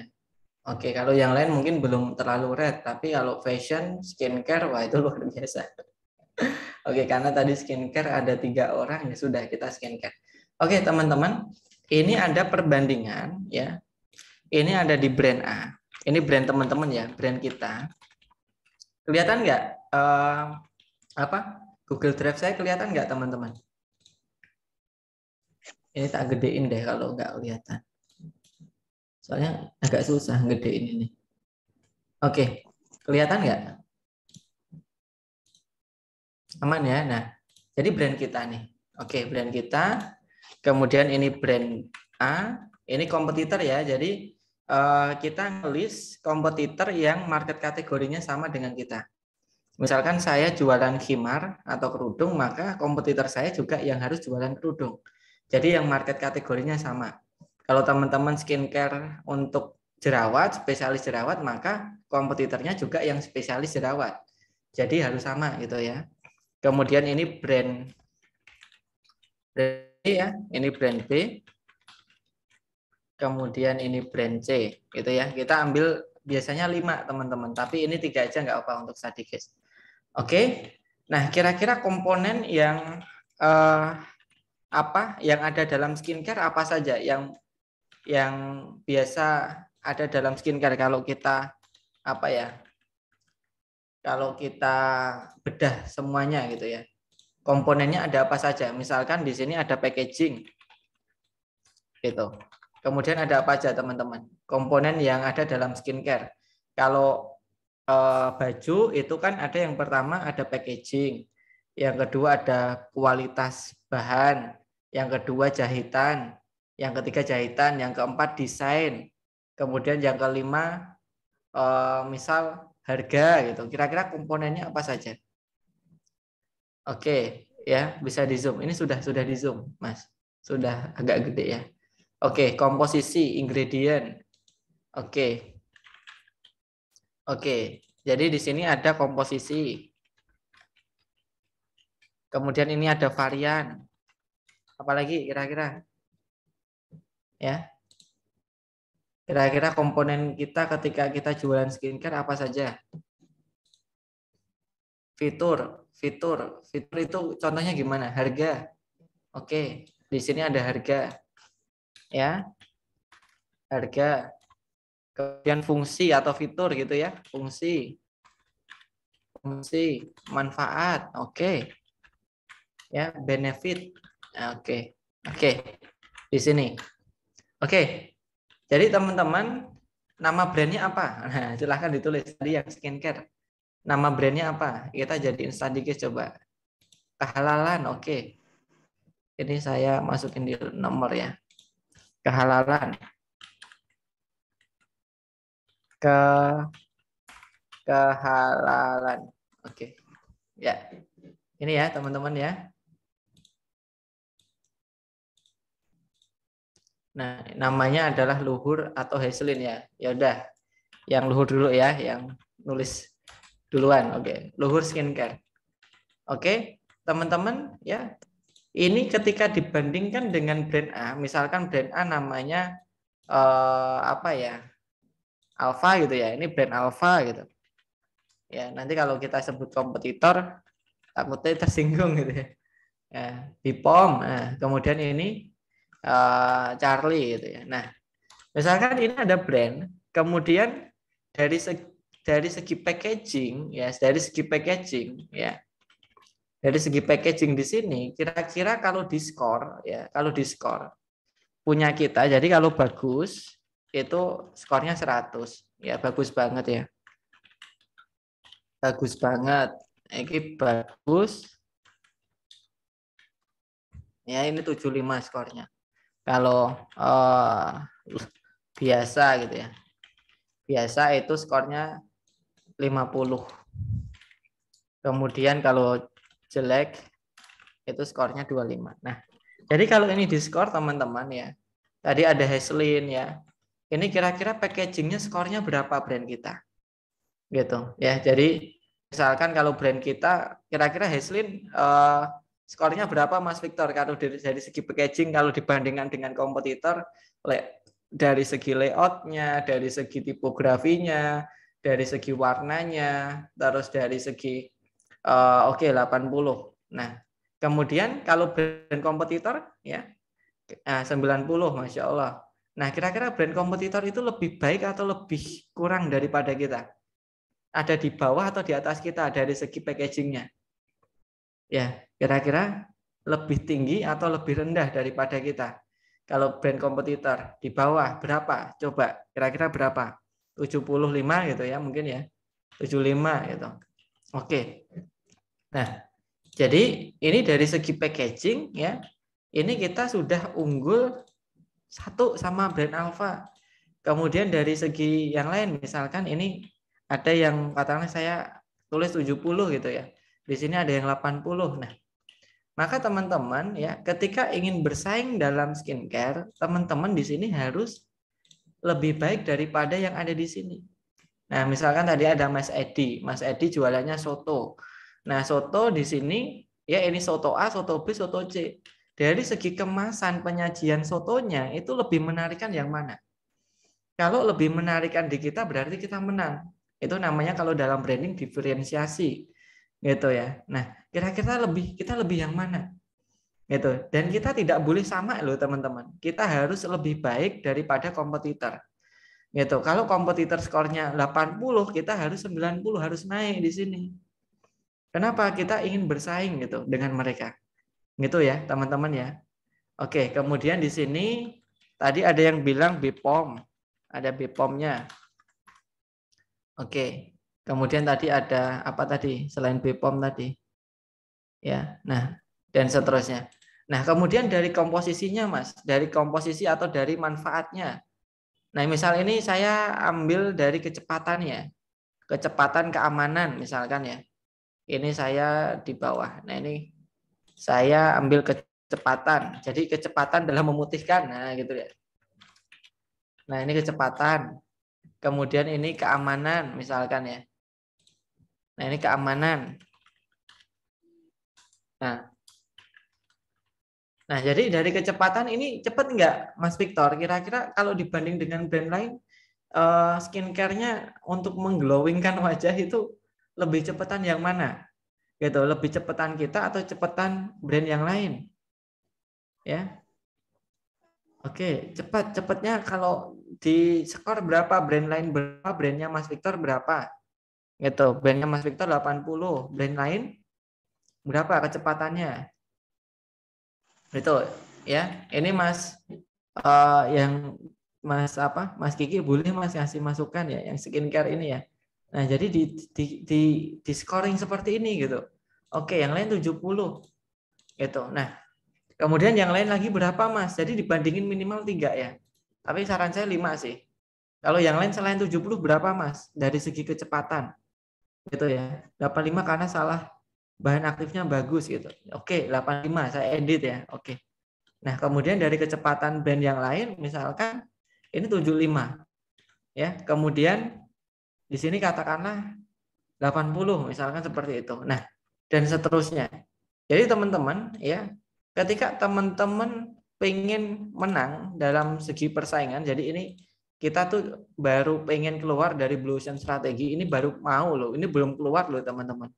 Ya 85. Jadi teman-teman fokus ke sini. fokus ke sini. Dari segi komposisi kita lebih unggul atau di bawahnya. Kemudian dari segi keamanan kita amannya seperti apa dengan brand yang lain, dari segi variannya dan seterusnya. Sampai di sini teman-teman nanti jumlah. Ya, ini jumlah. Nah, kalau kita sudah bisa unggul, maka kita sudah bisa bersaing sama produk lain. Gitu ya. Jadi di sini ada jumlahnya, teman-teman. Nah, kemudian teman-teman ya, ini ternyata apakah ini sudah cukup, teman-teman? Ternyata belum cukup, teman-teman. Jadi lebih baik pada kompetitor, lebih baik daripada kompetitor itu belum cukup. Nah, sekarang gimana caranya ya, Mas Kiki ya? Jadi biar lebih cepat tapi aman. Gitu. Biar lebih cepat tapi tanpa efek samping. Itu yang dipikirin. Ya. Kemudian dari packaging, gimana caranya biar lebih bagus daripada skincare yang brandingnya skincare halal di Indonesia kan. Sekarang top of mind-nya satu skincare halal gitu ya. Nah, itu harus lebih bagus daripada itu. Gitu. Jadi harus lebih bagus dan lebih baik. Gitu. Jadi bukan cuman ada di atasnya tapi lebih lagi gitu. Nah, kira-kira bisa nggak? Misalkan lebih cepat tapi lebih aman. Gitu. Kira-kira bisa nggak? Cocok untuk Ibu. Nah, oke, jadi ya ini Mas Kiki ya. Jadi bukan cuman cepat tapi juga aman untuk ibu hamil dan ibu menyusui. Nah, itu keunggulan. Gitu. Jadi semakin banyak kita menang daripada kompetitor itu semakin banyak orang pengen beli produk kita. Gitu ya. Nah, contohnya teman-teman, saya punya brand identity yang saya ceritakan tadi pagi ya, kalau nggak salah ya, tadi pagi itu ya, saya sebelumnya melakukan riset. Kenapa? Karena saya seorang desainer, dulu saya juga pegawai, sering buatin brand identity kayak gitu. Nah, saya melakukan riset. Rata-rata orang pesan brand identity itu berapa menit, berapa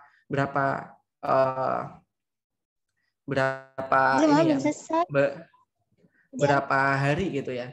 Kemudian ketika saya riset, itu ternyata ketika pesan brand identity itu paling cepat 1 bulan. Itu paling cepat, teman-teman. Dan itu tanpa antrian. Jadi ketika orang pesan brand identity itu 1 bulan. Tapi itu bukan ke perusahaan. Itu freelance. Nah, kalau freelance,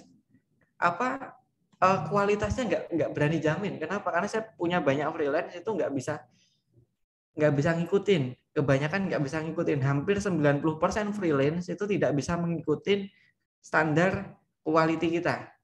Gitu. Ya, yang kedua standar kecepatannya tidak bisa ngikutin. Nah, jadi 30 hari itu kualitasnya nggak tahu bagus atau enggak gitu. Tapi paling cepat 30 hari. Gitu. Kemudian ketika saya riset lagi, ternyata untuk pembuatan brand identity itu ada yang sampai 6 bulan. Gitu. Bahkan ada yang 1 tahun. Gitu. Tapi rata-rata ada di angka 2 bulan. Jadi untuk membuat sebuah brand identity itu membutuhkan logo, color scheme dan aplikasi lainnya, itu rata-rata membutuhkan waktu 2 bulan. Gitu. Nah, di Digimap itu kita coba membuat brand identity itu dalam waktu berapa? Dalam waktu 1 minggu, teman-teman. Dan itu luar biasa challenging buat kita. Kenapa? Karena 1 minggu, yang lain 1 bulan paling cepat, kita coba 1 minggu. Dan alhamdulillah berhasil. Meskipun kita berprosesnya 3 bulan untuk bisa menghadirkan servis 1 minggu. Caranya gimana kita bisa 1 minggu? Nah, itu namanya kita breakdown semua. Sebenarnya apa sih yang membuat sebuah proses brand identity itu lama? Kita breakdown. Jadi kita analisa masalahnya. Oh, yang pertama karena briefingnya telat. Oke, berarti jauh-jauh hari sebelum kita mengerjakan brand identity itu, ketika masuk antrian, kita harus mengclearkan briefingnya sama klien. Gitu. Jadi kita wajib ya, kita supervisornya wajib ngejar-ngejar klien. Gitu. Jadi briefingnya harus clear sebelum desainer siap mengerjakan. Nah, di situ kita bisa pangkas waktu, teman-teman. Jadi briefingnya, nah, kemudian kita cek lagi, kenapa sih klien itu briefingnya telat? Oh, ternyata klien itu bingung ngisi briefingnya. Maka di situ si supervisor itu kooperatif nanyain klien bingungnya di bagian mana. Bahkan kalau sampai mentok bingung, kita bantu nge-briefing. Jadi Mbak, saya tuh bingung cara apa buat nama brand saya apa, karena brand saya mau launching, saya bingung mau buat nama brandnya apa. Bahkan kita bantu nentuin nama. Gitu. Jadi apapun yang kesusahan klien itu kita sudah coba kasih solusi. Kalau bingung ngasih nama ya kita bantu ngasih nama. Kalau dia bingung isinya, kita buat tabel ya pakai Google Form yang gampang diisi. Yang hampir semua orang tuh paham itu. Karena sifatnya cuma ngisi nama, ngisi filosofi, jadi ngisi warna, kemudian ada contoh-contohnya, jadi orang gampang. Oke, berarti di situ dari segi briefing kepangkas. Kemudian apa sih yang membuat sebuah brand identity itu lama? Ternyata proses si desainer mencari referensi itu lama. Gitu. Bahkan ada setengah hari sampai 1 hari cuma nyari referensi. Gitu. Maka tugas dari supervisor adalah mencarikan referensi. Gitu. Jadi desainer itu tidak mencari referensi sendiri. Jadi yang mencarikan referensi, yang memastikan briefnya jadi itu adalah supervisor. Gitu. Jadi dicariin referensinya. Jadi nanti desainer tuh tinggal ngikutin arahan supervisor, jadi cepat. Kemudian yang ketiga yang membuat lama itu buat mock up. Maka supervisor sebelum desainer ini jadi, maka sudah menyiapkan mock up-nya. Maka ketika desainnya jadi, maka desainer tinggal implementasi. Nah, jadi kita breakdown teman-teman. Apa yang membuat sebuah proses brand identity itu lama, itu kita breakdown semua dan kita selesaikan. Nah, kemudian teman-teman, ternyata ada kendalanya lagi. Kendalanya adalah desainer itu naik turun. Ya, kadang dia cepat, kadang lambat. Biasanya ketika mereka capek itu turun. Ya wajar ya, karena otak kanan kan cepat capek gitu kan. Nah, maka di pagi, siang, dan sore kita supervisi. Ketika tidak sesuai dengan timeline, maka supervisor membantu. Misalkan dia ngantuk. Nah, ketika ngantuk kan kendala. Ketika kendala, di situ kita coba mikir gimana kerjaannya biar dikerjakannya cuma 1-2 jam nanti setelah dia istirahat, itu selesai. Jadi kita kasih masukan, kita kasih feedback, dan kita gimana kerjanya agar lebih ringkas. Nah, itu kita kasih masukan. Itu. Kemudian ada kendala lagi yaitu namanya revisi. Nah, jadi kalau revisi itu ngacoin timeline biasanya.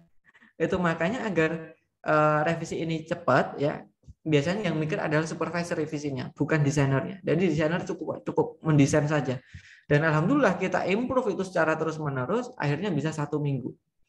Dengan kualitas setara 5-15 juta untuk brand identity. Gitu. Dan alhamdulillah ketika kita launching, itu alhamdulillah rame gitu teman-teman. Ya, jadi ini contohnya ya, ini contoh brand identity yang pernah kita buat. Ini ketika kita men-setting produk teman-teman. Kita men-setting produk. Ini alhamdulillah kemarin juga feedbacknya lumayan luar biasa, dan setiap kita posting, nah ini ya, nah bahkan ada yang nge-share. Nah, jadi ini brand identity yang pernah kita buat. Nah, ini.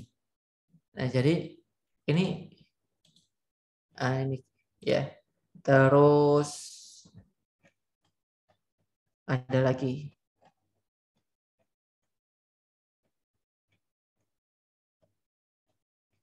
Nah, ini ya contohnya ya. Ini ada 7 share, kemudian bahkan yang like lumayan banyak gitu ya. Komennya ada 23 komen. Nah, jadi ketika kita share ya, karena kualitasnya bagus, pengerjaannya cepat, alhamdulillah ya, antrian brand identity saat ini sudah masuk akhir April gitu ya, bahkan sudah full 1 bulan ke depan. Ya, padahal itu 1 minggu selesai loh. Seharusnya kalau cepat kan nggak pakai ngantri, tapi ternyata butuh ngantri. Nah, ini kita baru berpikir gimana caranya agar brand identity kita selesainya 3 hari. Jadi besok saya baru mau ketemu desainer, gimana caranya biar lebih cepat lagi. Yaitu biar 1 orang yang tadinya bisa menyelesaikan 5 klien, sekarang harapan kita 1 orang bisa menyelesaikan 10 klien.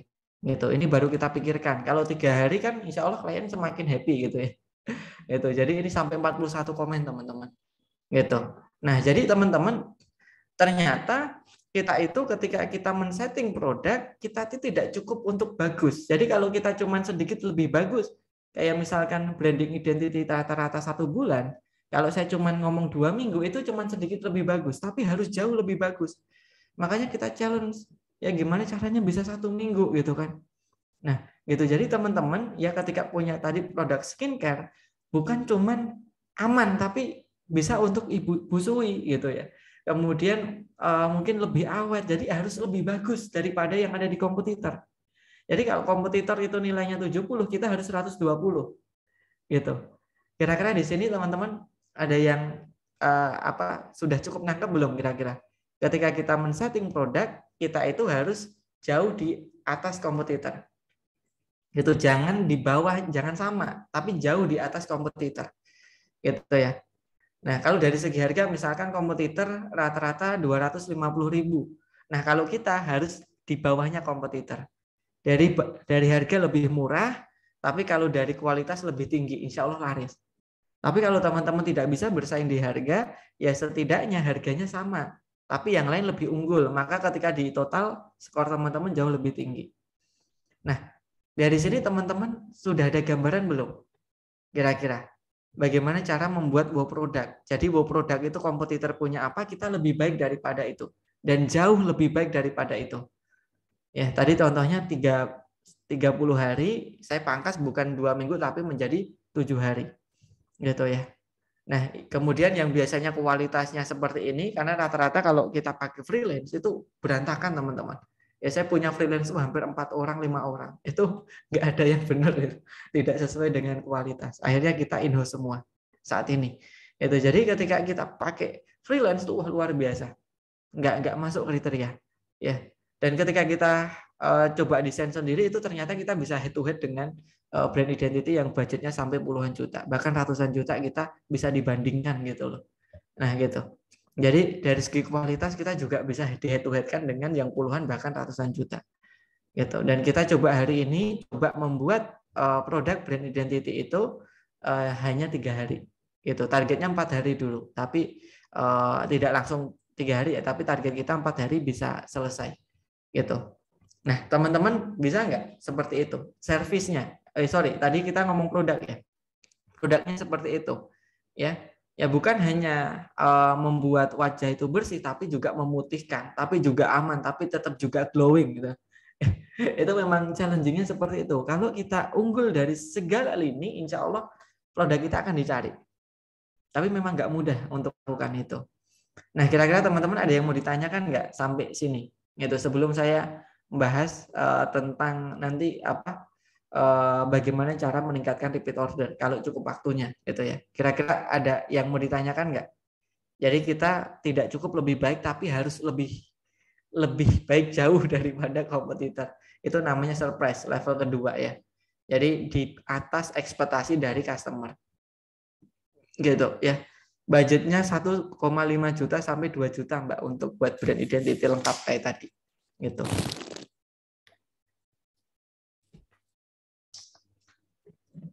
Ada yang ditanyakan? Ya. Lanjut. Sudah cukup nangkep belum kira-kira, teman-teman? Ya. Kira-kira sudah cukup nangkep belum? Kalau belum saya kasih study case lagi. Ya apa-apa, yang penting teman-teman pelan-pelan karena kita kan tidak cuma satu pertemuan ya. Yang penting pelan-pelan teman-teman paham. Gitu ya. Alhamdulillah nangkep. Oke. Siap ya. Jadi seperti itu ya, teman-teman ya. Punya kompetitor dan biasanya kompetitor itu harus satu market kategori karena kita nggak mungkin saya jualan khimar tapi kompetitor saya itu jualan vest, itu nggak head to head gitu. Jadi harus satu market kategori dan kita ambil yang paling besar gitu. Jadi kompetitor itu yang kita jadikan kompetitor kita adalah kompetitor yang paling besar, bukan kompetitor yang kecil-kecil tapi yang paling besar yang sudah jadi top of mind. Jadi kita pengen ngalahin yang top of mind gitu ya. Oke, bismillah ya. Nah, terus teman-teman ya, agar penjualan kita naik ya tanpa kita nambah customer ya, karena CRM memang goalnya adalah penjualan naik tanpa nambah customer gitu ya. Gitu. Jadi gimana sih agar kita bisa naik penjualannya? Maka kita bisa menghadirkan 3 jenis produk ya. Nah, ini contohnya adalah Sapi Pak Bayu ya, karena ilmunya sama, guru kita sama gitu, cuman Pak Bayu lebih duluan belajarnya, lebih duluan pinternya daripada saya gitu ya. Karena Pak Bayu sudah 2 tahun yang lalu belajarnya gitu. Nah, jadi yang pertama ya, tugas kita adalah membuat yang namanya traffic generator. Ya. Traffic generator ini adalah teman-teman bisa milih satu produk yang teman-teman improve habis-habisan. Ya. Jadi tujuannya untuk traffic, untuk orang datang ke kita. Gitu. Jadi satu produk yang diimprove habis-habisan. Nah, teman-teman ada yang tahu nggak? Ini harganya berapa nih? Yang ada di gambar sini. Ini, balungan ini. Ya, ini harganya berapa? Ada yang tahu nggak harganya? Oke. 25.000. Ya ini namanya sop balung gajah. Jadi harganya itu ya adalah 13.000. Gitu. Nah, jadi kalau apa ya? Orang Jogja aja geleng-geleng ini harganya 13.000 gitu kan. Itu gede segini loh. Ini mangkok loh ini teman-teman. Bukan mangkok wedang ronde, bukan, ini mangkok besar teman-teman. Jadi ini sampai segini harganya 13.000. Dan ini adalah produk yang paling banyak direview di TikTok. Paling banyak direview oleh pelanggan. Jadi memang traffic generator ini tugasnya adalah menarik traffic. Gitu. Ya, jadi ini biasanya kalau kita ambil itu adalah produk yang paling best seller. Cukup satu saja. Ya, jadi tugas teman-teman adalah ngambil satu produk yang paling best seller dan itu diimprove habis-habisan. Gitu. Misalkan ini ya dari segi rasanya ini terus diperbaiki. Kemudian dari segi harganya terus dipertahankan dengan harga yang murah. Gitu. Jadi kalau teman-teman punya skincare, kira-kira andalannya produk apa? Gitu.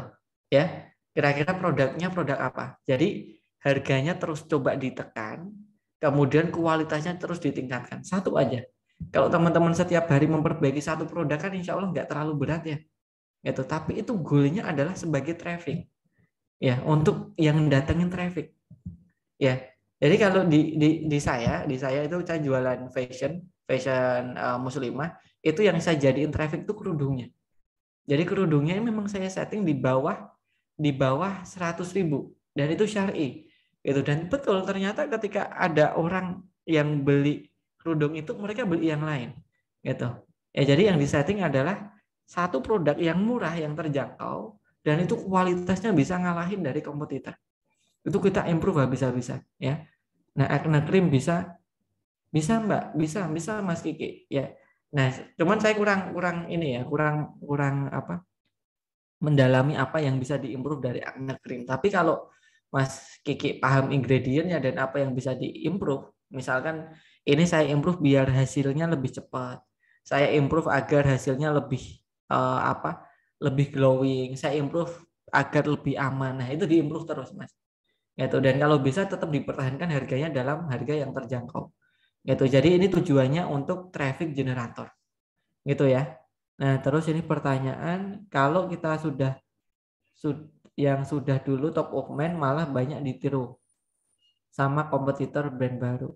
Oke, kalau kita yang sudah dulu top of mind, nah, jadi kalau kita sudah top of mind, kita harus mengalahkan rekor kita sebelumnya.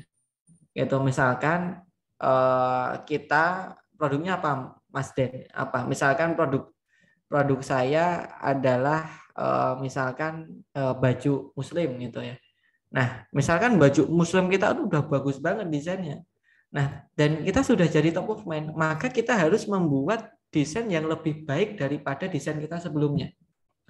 Jadi kalau kita sudah market leader, kita ngalahinnya bukan orang lain, kita ngalahin rekor kita sendiri. Misalkan kita punya restoran dan kita market leader, penyajiannya 10 menit. Maka selanjutnya adalah kita harus ngalahin penyajiannya harus kurang dari 10 menit. Gitu. Jadi kita harus mengalahkan diri kita sendiri. Ya. Nah, kurang lebih seperti itu teman-teman ya. Jadi ketika kita sudah top of mind, yang kita kalahkan, kita berkompetisi pada diri kita sendiri. Itu tips bersaing dengan kompetitor, yaitu harus jauh di atas kompetitor. Gitu ya. Acne cream, kemudian mix soap, mungkin manfaatnya bisa mencerahkan kulit dengan kantong yang ramah, bisa juga. Jadi ada yang memang disetting murah tapi kualitasnya bagus banget, itu akan jadi word of mouth nanti di situ ya. Boleh kan mencampur harga murah sedangkan produk brand kita mahal, apakah tidak merusak brandnya? Oke, sebenarnya satu aja sih Mas, Mbak Fatimah. Banyak yang seperti itu. Contohnya kalau Mbak Fatimah pernah lihat haus, ya, minuman haus, itu kan di bannernya kan harganya 5.000 Mbak Fatimah. Tapi begitu kita masuk yang harga 5.000 kan cuma satu, yang lain 13.000, 18.000 gitu kan. Nah, kemudian ketika kita lihat di Indomaret ya, diskon telur, diskon beras gitu ya. Itu harganya murah banget padahal snacknya mahal-mahal. Gitu. Ya di Pak Bayu ini, ya ini 13.000 padahal yang lain itu sekarang harganya sudah 23.000, 25.000, 30.000 gitu. Jadi menurut saya nggak apa-apa, itu memang untuk mengetrack gitu ya.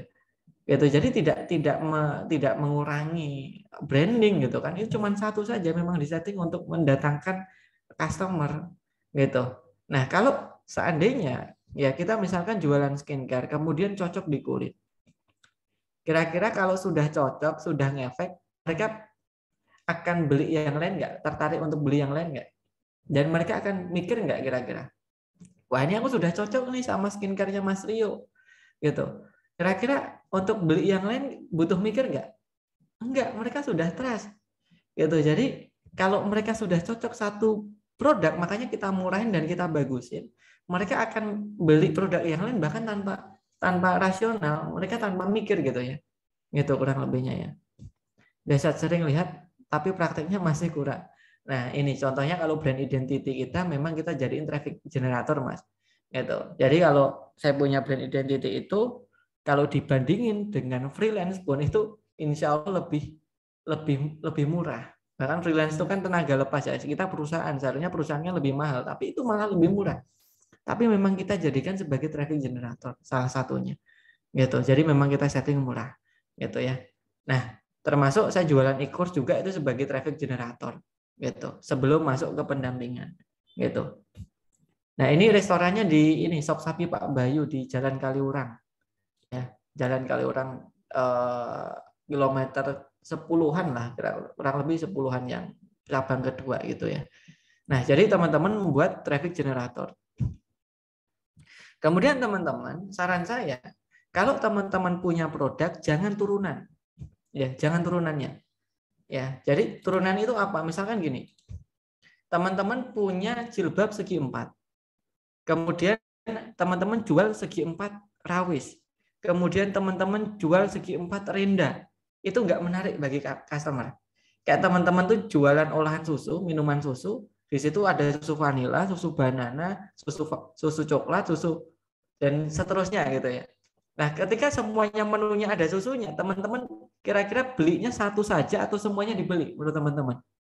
Seandainya teman-teman beli minuman di pinggir jalan gitu ya, beli di minuman yang brand kekinian lah gitu kan, dan semua menunya itu pakai susu. Kira-kira teman-teman akan milih salah satu atau beli semuanya? Atau beli lebih dari satu? Kalau seandainya teman-teman di situ ada susunya semua. Gitu.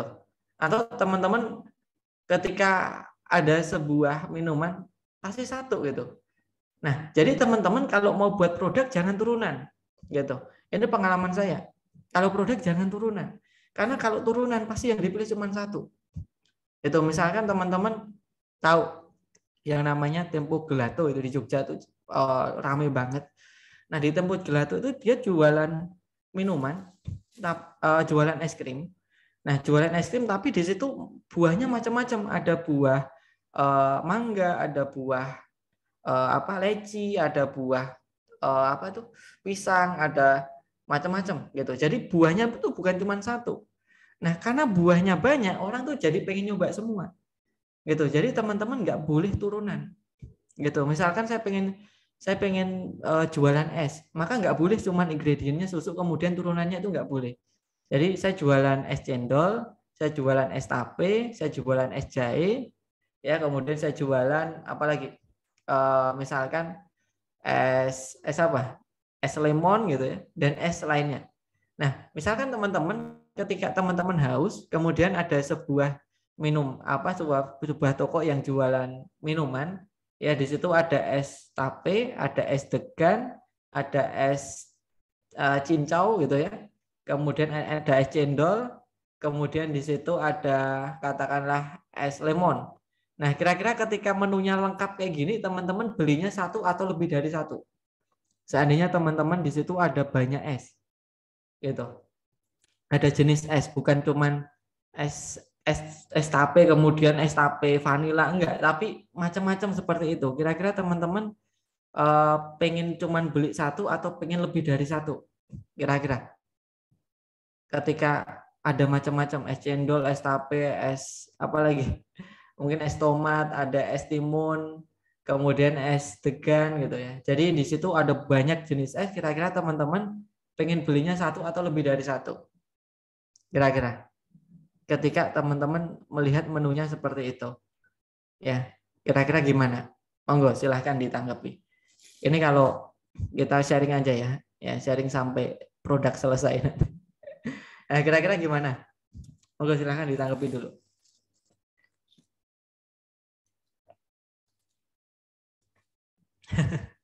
Pengen semua tapi nggak cukup uangnya. Tapi kalau harganya 5.000, Mas, beli berapa kalau harganya 5.000-an? Yang lain harganya 10.000, yang lain harganya 13.000, atau yang lain harganya 18.000, harga kita cuma 5.000.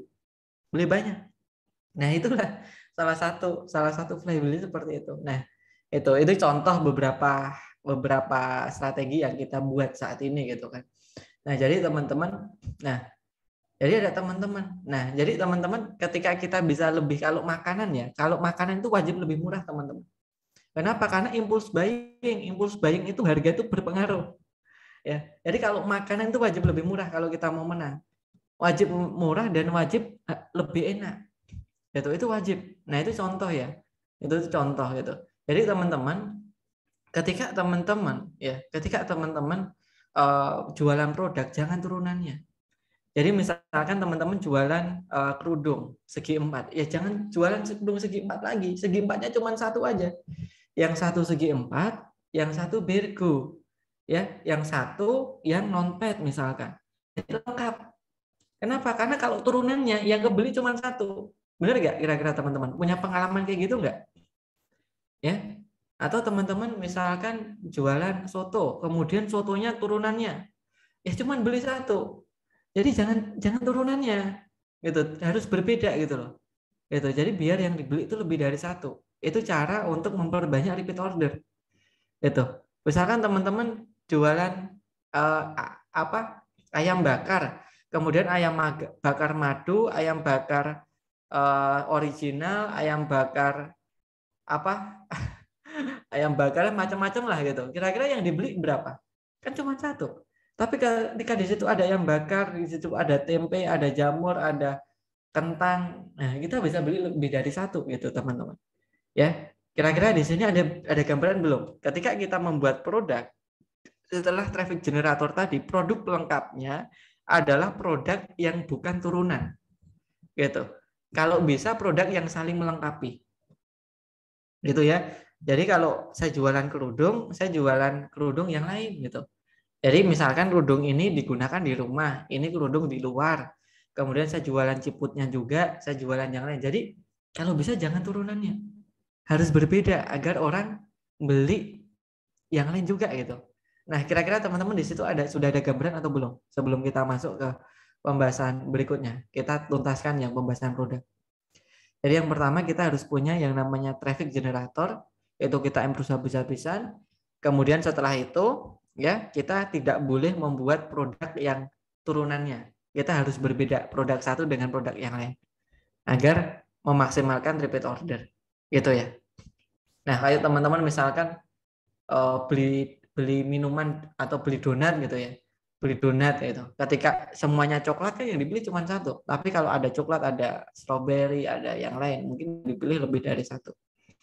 Nah, di sini kira-kira sudah ada gambaran atau belum? Monggo silahkan. Kalau ada pertanyaan, monggo silahkan, boleh ditanyakan.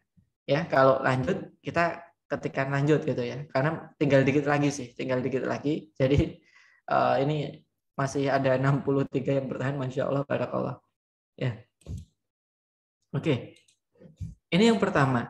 Kemudian yang kedua, teman-teman, ya misalkan nih, teman-teman pakai jasanya di Gmap. Jadi di Gmap itu ada agensi, ada brand identity produknya.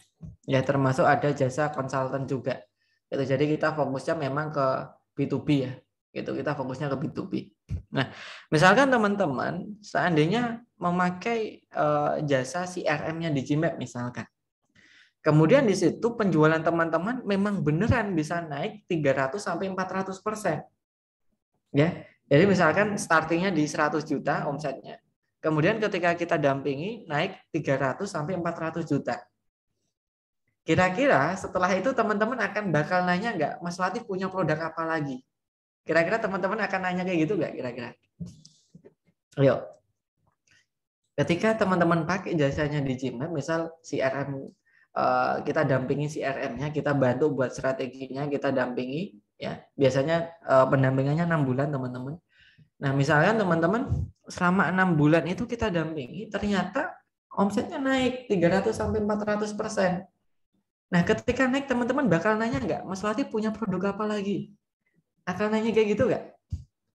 Nah ketika nanya apa lagi, teman-teman sudah nanya harga nggak? Mas Latif pendampingannya harganya berapa? Teman-teman nanya harga nggak kira-kira? Atau sudah lebih siap? Wah harganya berapa aja? Insya Allah kalau Mas Latif percaya deh, insya Allah bisa menghasilkan. Nah, kira-kira teman-teman akan sensitif di harga nggak ketika teman-teman sudah merasakan khasiat dari sebuah produk? Akan sensitif nggak di harga? Gitu. Atau ya sudah percaya aja gitu. Nah, maka di situ teman-teman untuk customer yang sudah merasakan traffic generator kita, kemungkinan mereka sudah tidak sensitif di harga. Kenapa? Karena harganya sudah murah, ya itu kan otak reptil kita kan akan ngeblok dulu kalau harganya mahal gitu kan. Yang penting dia masuk dulu. Yang pertama harganya sudah murah, yang kedua kualitasnya bagus. Maka kemungkinan mereka tidak akan sensitif di harga lagi setelah itu. Gitu. Tidak sensitif, maka tugas kita adalah membuat cash generator. Nah, ini selain harganya yang sekitar 20 ribuan, 10 ribuan, ini Pak Bayu ini ada yang namanya ya, ini sop apa ini? Tulang dinosaurus bakar apa namanya saya lupa. Jadi dinosaurus ada dinosaurusnya. Surabaya. Nah, iga dinosaurus. Nah, iga dinosaurus. Jadi teman-teman ini harganya 96.000 teman-teman. Jadi kalau teman-teman ya sudah membuat ini, sekalian buatlah yang namanya cash generator. Cash generator itu yang mahal teman-teman. Ya, yang harganya bisa 5 kali lipat. Ya. Yang bisa 3 sampai 5 kali lipat. Ya, kenapa? Karena orang sudah trust, mereka sudah nggak sensitif di harga. Dan ini adalah sarana kita untuk memaksimalkan penjualan. Ya, dan cash generator ini biasanya produk yang persepsi customer itu sudah mahal. Misalkan nih, kalau ini kategorinya adalah makanan, ya Pak Bayu tadi iga itu memang persepsi customer memang udah mahal iga, gitu. Kalau saya buat minuman, itu persepsi customer itu yang paling mahal biasanya durian. Maka saya buat durian harganya 25.000 atau 20.000, padahal yang lain cuma 5.000. Gitu. Jadi ketika orang sudah beli ini dan dia sudah trust, mereka tuh akan lihat yang mahal biasanya. Apalagi ya yang belum ya. Wah, ini menarik nih yang mahal, yang murah aja enak, apalagi yang mahal. Gitu. Mereka akan beli yang mahal. Gitu. Tapi syaratnya harus ada traffic generatornya gitu ya. Ada traffic generatornya. Maka di situ teman-teman bisa ada yang namanya cash generator. Ya. Kalau misal jualannya jajanan frozen seperti kebab, cireng, apakah bisa? Bisa. Jadi misalkan nih, ya buat paketan frozennya. Jadi frozennya biasanya harganya berapa? Ya misalkan harganya 20.000. Buat aja paketan 50.000. Tapi komplit. Ada kebab, ada cireng, jadi paketan. Gitu. Atau buat paketan tapi di luar dari itu. Atau buat produk yang lebih mahal daripada kebab dan cireng apa? Dan cireng kan murah ya. Gitu. Kalau kebab lumayan. Ada nggak yang lebih mahal daripada kebab? Ya kemudian dibuat di situ. Bisa juga gitu. Tapi yang persepsi orang itu sudah mahal di situ. Nah itu teman-teman cash generator bisa buat 1 sampai 2 produk. Gitu. Kita ada nggak? Ada. Kita pendampingan reseller tuh paling gede gitu. Gitu. Kenapa? Karena pendampingan reseller tuh panjang sendiri ya. Pendampingannya bisa sampai 8 kali pertemuan gitu kan. Nah jadi kita ada cash generatornya juga gitu. Ya. Nah jadi teman-teman ya selain traffic generator nanti buatlah yang namanya di sini cash generator. Kemudian kalau kita offline, teman-teman misalkan nih Mas Edi ini jualan soto. Nah, ketika orang beli soto, itu biasanya sambil dia nunggu sotonya jadi, mereka akan ngambil nggak makanan yang ada di di meja kira-kira. Nah, jadi teman-teman ketika orang jualan soto, kemudian dia akan ngambil nggak gorengan, kemudian sate, mereka akan ngambil nggak? Gitu. Mereka akan ngambil gitu. Nah, mereka akan ngambil di situ. Jadi kalau teman-teman selama waktu tunggu, jadi kalau teman-teman jualan offline, kan ada waktu customer itu nunggu produknya selesai dibuat, nunggu produknya selesai disajikan, nunggu produknya diambilin. Nah, selama nunggu itu adalah waktu teman-teman jualan terbaik. Gitu. Jadi kalau teman-teman misalkan punya warung soto, di depan harus dipasang itu ada gorengannya, ada satenya dan seterusnya. Ya maka itu biasanya akan laris. Itu namanya produk pelengkap. Jadi jangan sampai biarkan waktu nunggu itu mereka nggak ngapa-ngapain. Nah, ini banyak kan restoran ada juga yang waktu nunggu cuma dikasih kerupuk harganya berapa sih gitu kan. Nah, kalau seandainya ada gorengan, kemudian ada sate telur, sate usus, dan seterusnya di depannya, mungkin itu akan diambil. Nah, cuman yang pelengkap ini biasanya harganya murah, teman-teman. Karena mereka biasanya kan sambil nunggu makan, nggak mikir gitu kan beli ini. Jadi, tapi tahu-tahu nanti tagihannya banyak. Gitu. Jadi, teman-teman, ketika jualan offline, ketika waktu tunggu itu teman-teman jualan. Ya, misalkan penyajiannya 10 menit. Selama 10 menit ini sajikan makanan di mejanya. Ya, misalkan teman-teman punya toko bangunan, ya, nunggu ngantri. Nah, selama itu teman-teman harus mendisplay produk-produk yang murah biar nanti dia keingat, oh, saya kemarin lampunya mati, oh, saya kemarin pakunya habis. Jadi didisplay di depannya. Jadi selama waktu tunggu itu adalah waktu kita jualan. Gitu. Jadi kalau kita bisa membuat yang namanya traffic generator, cash generator, dan kita membuat produk pelengkap, kira-kira penjualan kita bakal naik nggak? Tanpa menambah pelanggan loh, tambah menambah promosi. Kita lakukan itu saja gitu ya. Omset kita sudah naik. Itu kenapa? Karena kita jualannya lebih banyak, volumenya lebih banyak. Nah, itu jadi CRM itu ngajaknya seperti itu. Ngajak meningkatkan penjualannya dulu tanpa nambah customer. Nah, habis itu ketika sudah bagus produk dan servisnya, maka langkah berikutnya adalah scale up. Scale up itu adalah nambah customer. Gitu. Tapi operasionalnya harus siap, gitu ya. Nah, Kak misal jualan tadi sudah. Kalau jualan es kelapa muda bisa juga. Jadi ketika dia nunggu es kelapa muda, ya di depannya itu dikasih cemilan Mbak Aminah, dikasih roti, ya dikasih kacang bawang gitu ya, itu atau dikasih kerupuk, kasih. Kalau bisa yang lengkap gitu ya. Jadi biar mereka bawanya yang banyak, bukan cuma satu. Ya jangan turunannya tadi. Kalau roti ya jangan roti semua, harus ada roti ada ini gitu. Nah, itu bisa juga dan orang nunggu itu biasanya lapar ya dan mereka akan beli gitu ya. Mas kalau bingung dagang makan kayak warteg gitu kan tadi katanya harus murah dan wajib enak. Maka perhitungannya harganya nanti gimana? Jadi cuma satu saja, Pak. Jadi yang menjadi cash generator itu cuma satu ya. Jadi ada satu yang kita improve habis-habisan HPP-nya biar kita dapat supplier yang paling murah. Jadi tidak menghitung, tidak mengurangi laba kita. Nah, tapi kita berpikir untuk mendapatkan supplier yang lebih murah. Kemudian kita berpikir agar rasanya lebih enak kita apain lagi. Jadi ada menu andalan di situ. Ya, jadi kalau warteg orang tuh pasti kangen sama itu. Karena kenapa? Ya di situ kita improve, kita perbaiki terus-menerus kualitas rasanya. Gitu. Ya, jadi satu saja. Gitu. Dan itu tidak mengurangi profit karena kita cari suppliernya juga yang murah. Dan kalau itu best seller, itu kita belinya kan banyak. Jadi tidak kita belanja ke bahan bakunya juga tidak akan mahal karena kuantiti pembeliannya banyak gitu ya. Itu kurang lebihnya teman-teman ya.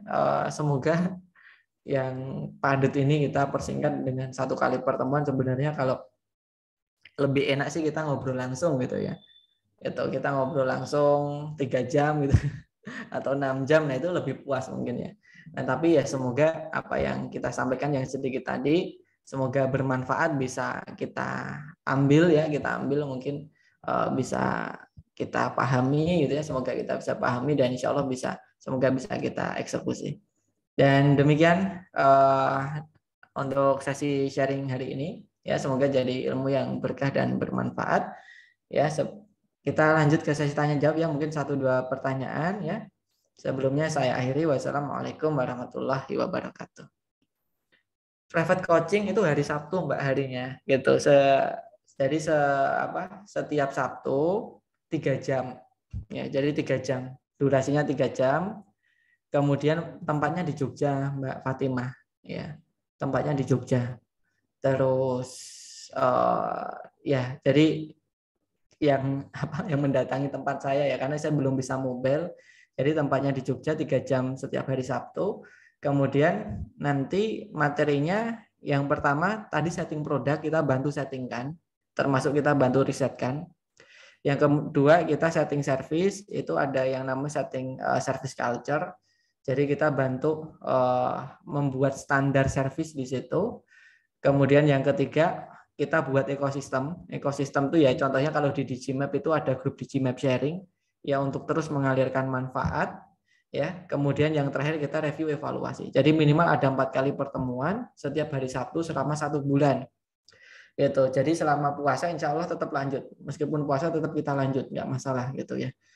Gitu. Kemudian untuk investasinya itu cukup mahal gitu, tapi nggak mahal banget sih, cuman 1,5 juta setiap kali pertemuan gitu ya. Saya sampaikan aja biar nanti nggak biar ada gambaran gitu ya.